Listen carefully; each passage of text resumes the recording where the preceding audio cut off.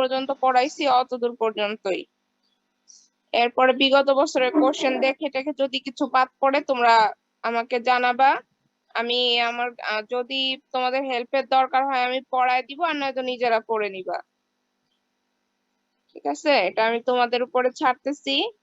আমি মোটামুটি সিলেবাসের সব কন্টেন্টই শেষ করছি। পড়াইলে আসলে অনেক কিছুই পড়ানো যায়, যেমন শুধু রিজিড বডির যে কয়েকটা টপিক দেওয়া আছে আমাদের সিলেবাসে, dynamics of A rigid body, এটা নিয়ে একটা বই আছে। ঠিক আছে, শুধু একটা বই এটার উপরে, হাজার হাজার ম্যাথ। এই জন্য বললাম যে পড়লে অনেক কিছুই পড়া যায়, পড়াইলেও অনেক কিছু পড়ানো যায়, কিন্তু তোমাদেরও নেয়ার ক্যাপাসিটি থাকতে হবে, আর টাইম ম্যানেজমেন্টের একটা ব্যাপার আছে। হ্যাঁ, এখন বিষয়টা হচ্ছে যে টাইম ম্যানেজমেন্ট করেও তো আমাদের চলতে হবে, তোমাদেরও তো একটা নির্দিষ্ট টাইমের মধ্যে কমপ্লিট করে পরীক্ষাটা দিতে হবে। পরীক্ষার আগে বন্ধ বাবা 3 দিন।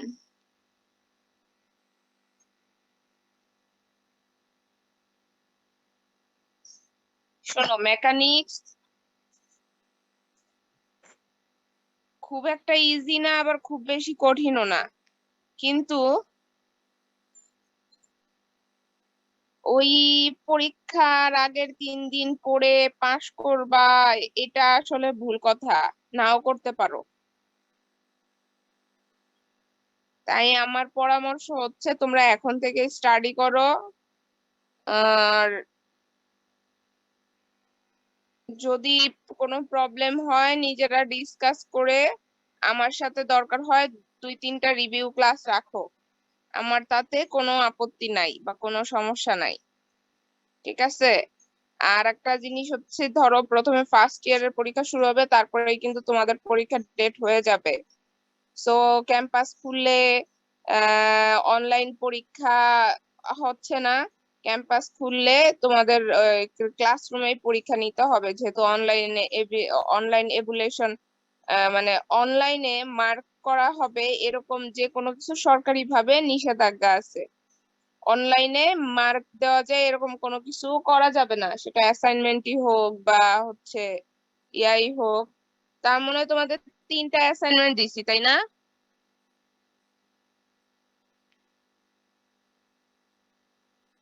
হ্যাঁ ম্যাম। 3টা অ্যাসাইনমেন্ট দিছি। তো ধরো ওখান থেকে আমি এভারেজে একটা নাম্বার কাউন্ট করব, আর দুইটা মানে ক্যাম্পাস খুললে 2টা এক্সাম নিব। তো একটা হচ্ছে সেন্টার অফ গ্র্যাভিটির উপরে, আর একটা ডাইনামিক্স এর কিসের উপরে দিবা তোমরা, সেটা পরবর্তীতে ঠিক করা যাবে। এখন তোমরা বলো যে তোমাদেরকে আমি আর কি প্রোভাইড করতে পারি। একটা হচ্ছে মিথিলা আমাকে বলছিল যে ইয়া পর্যন্ত সিম্পল হারমোনিক মোশন পর্যন্ত তোমাদের কোর্স কন্টেন্ট দেওয়া হয়েছে, বা কি বলে ওটাকে, টপিকস এর উপরে কন্টেন্ট দেওয়া হয়েছে, আর গুলা দেওয়া হয় নাই। ওটা আমি কাজ করতেছি, আসলে মাঝখানে বিভিন্ন ঝামেলায় ব্যস্ত ছিলাম। আমার ফ্রেন্ড ইমু, ওর বাবার পারপাস অনেকটা টাইম আমাকে ইনভেস্ট করতে হয়েছে, যার কারণে আমি একটু ব্যস্ত ছিলাম, আরো বিভিন্ন কাজে ব্যস্ত ছিলাম। তোমাদের ওটা আমি দিয়ে দিব বাই দিস উইক। হ্যাঁ, নেক্সট উইক পর্যন্ত আশা করি আমি দিয়ে দিব সবগুলাই। এটা ছাড়া তোমাদেরকে আমি আর কিভাবে সাহায্য করতে পারি? মনে করো আমি যা পড়াইছি আমার এর বেশি পড়ানোর নাই, এছাড়া আর কি দিতে পারি? তোমরা ডাইনামিক্স এর জন্য কোনো বই কালেক্ট করছো?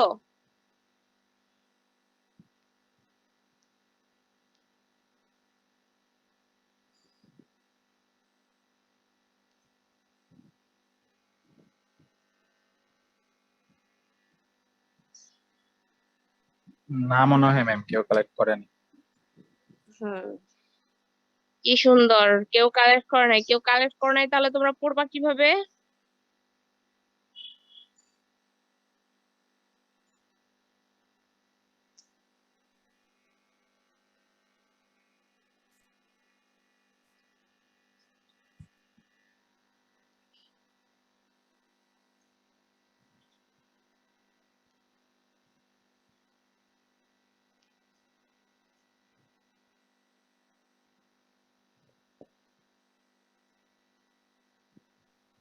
ম্যাম সবাই তো ঢাকায় নাই, আর বই তো ঢাকায় ছাড়া পাওয়া যাবে না।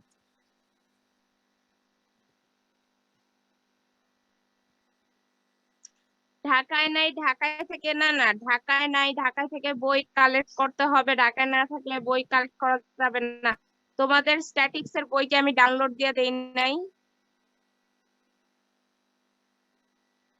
তো তোমরা কেউ ট্রাই করছো যে অনলাইনে বইটা পাওয়া যায় কিনা? তোমরা কি কেজি স্কুলের বাচ্চা যে সব তোমাদেরকে হাতে ধরে দিতে হবে? ইজিপ্ট,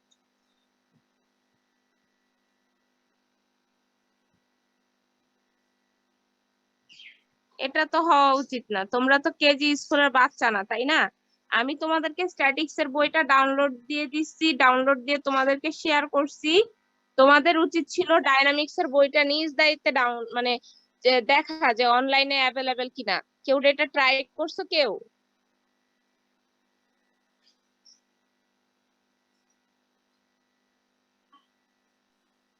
পাই নাই তো। পাও নাই? না, এভাবে এটা বললে হবে না, পাও নাই এটা ঠিক না। স্ট্যাটিক্স এর বই যেহেতু পাওয়া গেছে, ডাইনামিক্স এর বইও পাওয়া যাবে। আমি ইচ্ছা করে ট্রাই করি নাই, কারণ হচ্ছে যে তোমাদের তো এগুলো শিখতে হবে, তাই না? যাই হোক, তোমরা এটা দেখবে অনলাইনে অ্যাভেলেবেল কিনা দেখবে। এখন কথা হচ্ছে তোমাদের আর কি তো আর কিভাবে আমি সাহায্য করতে পারি, বলো কি দরকার তোমাদের আর?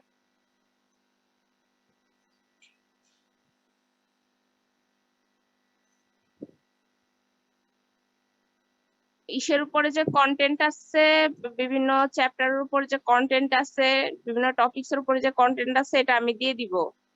এখন বলো তোমাদের আর কি দরকার, আমার পক্ষ থেকে আর কিভাবে তোমাদের সাহায্য করতে পারি? ম্যাম ফাইনালি কোশ্চেনটা একটু সহজ করিয়েন। এইসব কথাবার্তা বলবা না। সহজ বলতে তুমি কি বুঝাও? সহজ বলতে আমি একটা জিনিসই বুঝি, যে প্রশ্ন করে তোমাদেরকে দিয়ে দিব যে এগুলো এগুলো আসছে প্রশ্ন। না ম্যাম এমনটা না।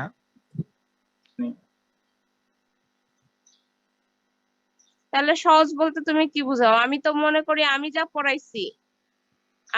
পড়াইছি তার মধ্যে থেকে যদি আমি দেই, ধরো তোমাদেরকে কোর্স কন্টেন্ট দিয়ে দিচ্ছি, সেই কন্টেন্টের মধ্যে থেকে যদি আমি প্রশ্ন করি, তাহলেই তো সেটা সহজ। এর থেকে সহজ আর কি করে, জি ম্যাম। তাই না? তারপরে আমি বলছি যে হ্যাঁ আমি দিব, কিন্তু এক্সটার্নালও তো একটা কোশ্চেন করবে, তার থেকেও 3 সেট নিবে, 3 সেট বা 2 সেট যাই হোক নিবে। এমনও হতে পারে 3 সেট নিল, কিন্তু সেটা দেখা গেছে আমার পড়ানোর মধ্যে থেকে 1 সেট হয়ে গেছে, কারণ সিলেবাস তো সেম। জি ম্যাম।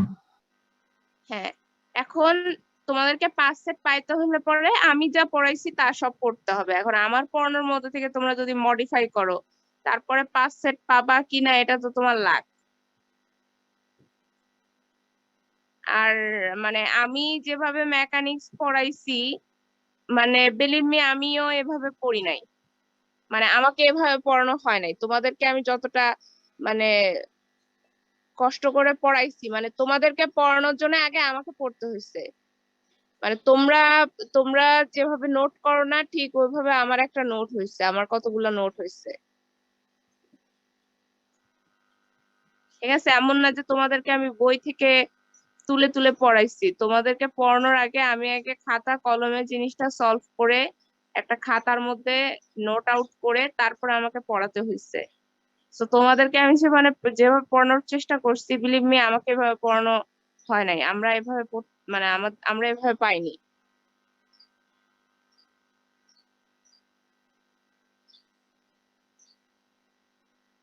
যাই হোক, সেটা কোনো কথা না। মানে আমার কথা হচ্ছে তোমরা প্লিজ কাইন্ডলি মানে আমি যা পড়াইছি তার উপরে আবার মডিফাই করতে যেও না, ঠিক আছে? আর হচ্ছে কোশ্চেন সহজ করা বলতে ওই যে আমি বললাম যে আহ,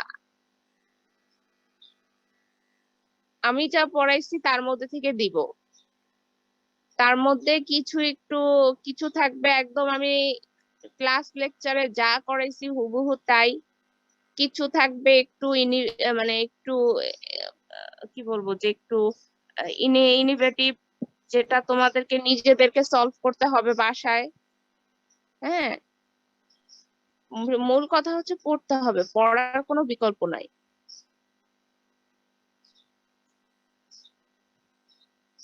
আর হচ্ছে কে জানি বলছিল যে কিছু ক্লাস নিলে ভালো হয়, রিভিউ ক্লাস নিলে ভালো হয়।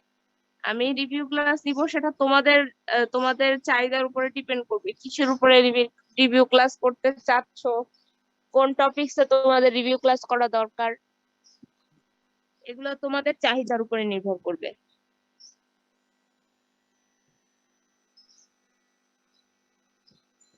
ম্যাম প্রিভিয়াস ইয়ারের কোশ্চেন সলভ করলে কি বেনিফিট আছে?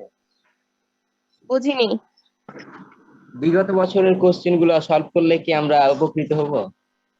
অবশ্যই বিগত বছরের কোশ্চেন সলভ করতে হবে, কিন্তু সলভ করতে হবে মানে আমি এগুলাই পড়লাম এটা না, সলভ করে দেখতে হবে আমি যা পড়াইছি তার বাইরে কিছু আসছে কিনা বিগত বছরে। কারণ বিগত বছরে কোশ্চেন সলভ করলে কি পাবা? আমি যা পড়াইছি তাই তো পাবা নাকি? জি ম্যাম।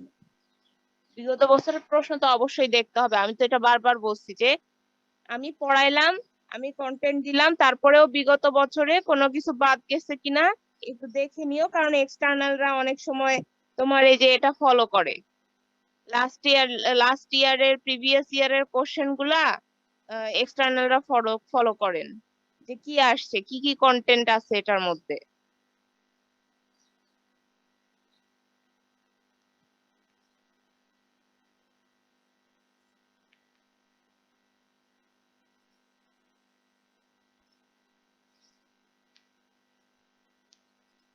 বুঝতে পারছো?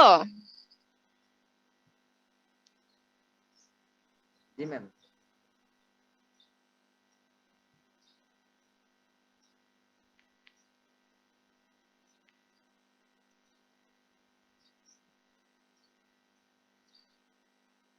আর ধরো যে কিছু তো আমি হচ্ছে বোর্ডে লেকচার দিয়ে পড়াইছি, কিছু হচ্ছে আমি দিয়ে পড়াইছি, কি বলে ওটা, পিডিএফ পিডিএফ করে পড়াইছি। তো কি কি পিডিএফ তোমাদের দরকার? হ্যাঁ, এটা আমাকে একটু লিস্ট দিও, আমি আপলোড করে দিব লিস্ট অনুযায়ী।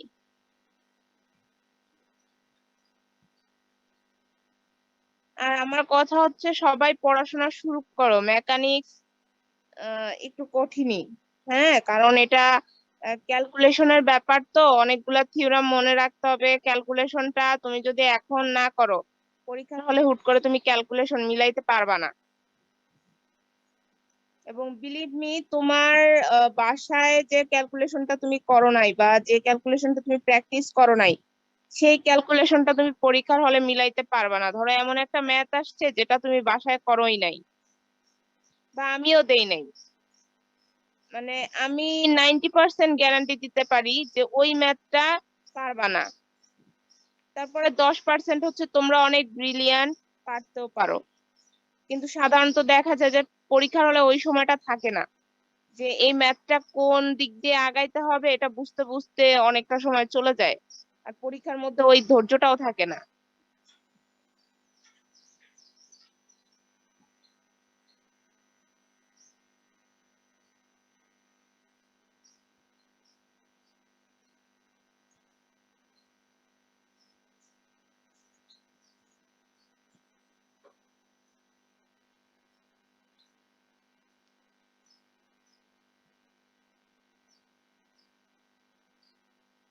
আর কোনো প্রশ্ন আছে তোমাদের? কিছু জিনিস ধরো আমি তো বলেই দিলাম যে কোর্স কন্টেন্ট আমি দিয়ে দিব, তারপরে তোমাদেরকে দেখতে বলছি যে তোমাদের কি কি পিডিএফ দরকার আছে, কোন কোন লেকচার গুলা তোমরা পিডিএফ আকারে পাইছিলা, আমি পিডিএফ গুলো সম্ভবত আপলোড করি নাই। তো হচ্ছে কি কি পিডিএফ তোমাদের দরকার।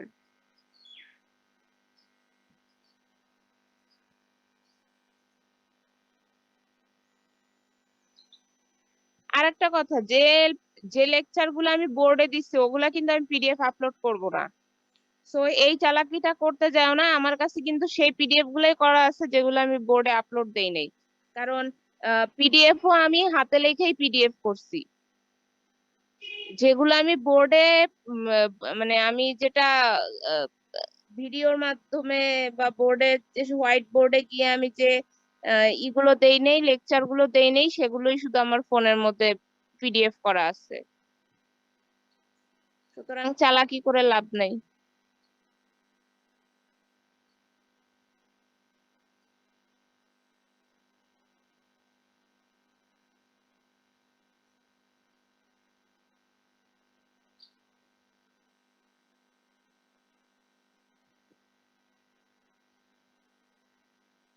এখন বলো আর কি দরকার?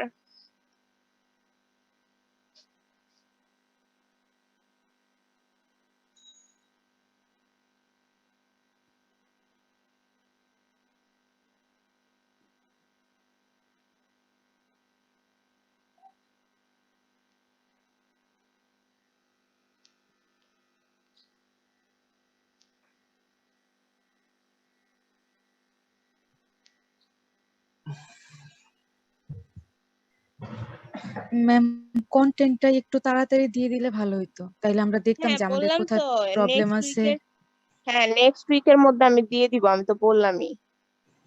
আচ্ছা ম্যাম, তাহলে তখন আমরা মানে দেখতে সুবিধা হইতো যে আমাদের কোন কোন পিডিএফ লাগবে বা কোথায় পড়ার ল্যাকিংস আছে, পরে আমরা এক্সট্রা ক্লাসে কথা বলতে পারতাম। হ্যাঁ সেটাই তো আমি বলছি, আমি দিয়ে দিব। এক্সট্রা ক্লাসের কথা তোমাদেরকে আজকে আমি বলতে বলি নাই।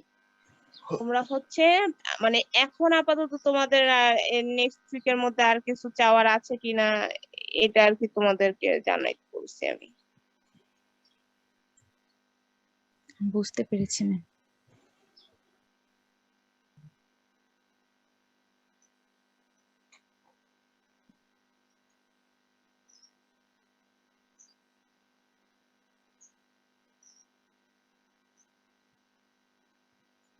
ম্যাম, একটা বিষয় একটু জানার ছিল ম্যাম। বলো। ম্যাম, শুধু আপনার মানে আপনি যে ক্লাস গুলা নিছেন, ক্লাস লেকচার গুলা যদি পুরাটা কমপ্লিট করা যায় তাহলে কি ম্যাম 5-6 সেট কমন পাওয়া যাবে ম্যাম? এতক্ষণ আমি কি বললাম?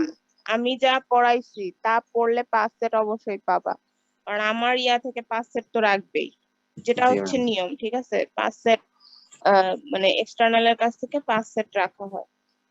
জি ম্যাম, ধন্যবাদ ম্যাম। এক্সটার্নালের কাছ থেকে অথবা 3 সেটের মতন নেওয়া হয়, 5 সেটের মতন রাখা হয়।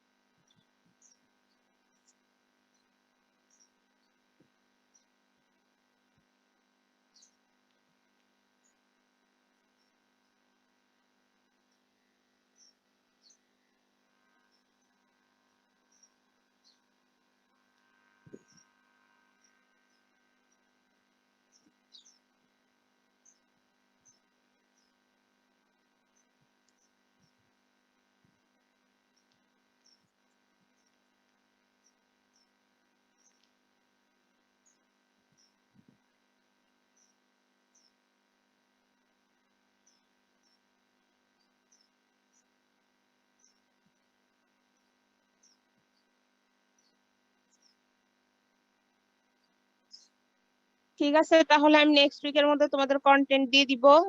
যে কোনো প্রয়োজনে আমাকে যোগাযোগ করতে পারো সিআর এর মাধ্যমে। সবাই মানে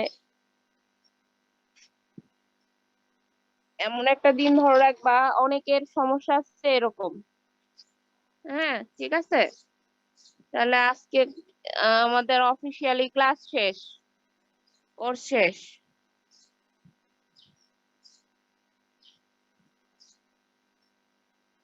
তাহলে সবাই ভালো থাকো আর পড়াশোনা করো। আমি কন্টেন্ট একবারে না, আমার যখন যেটা হয়ে যাবে আমি আপলোড করতে থাকবো, তোমরা ক্লাসরুম ফলো করো, ঠিক আছে? ওকে, ভালো থাকো সবাই।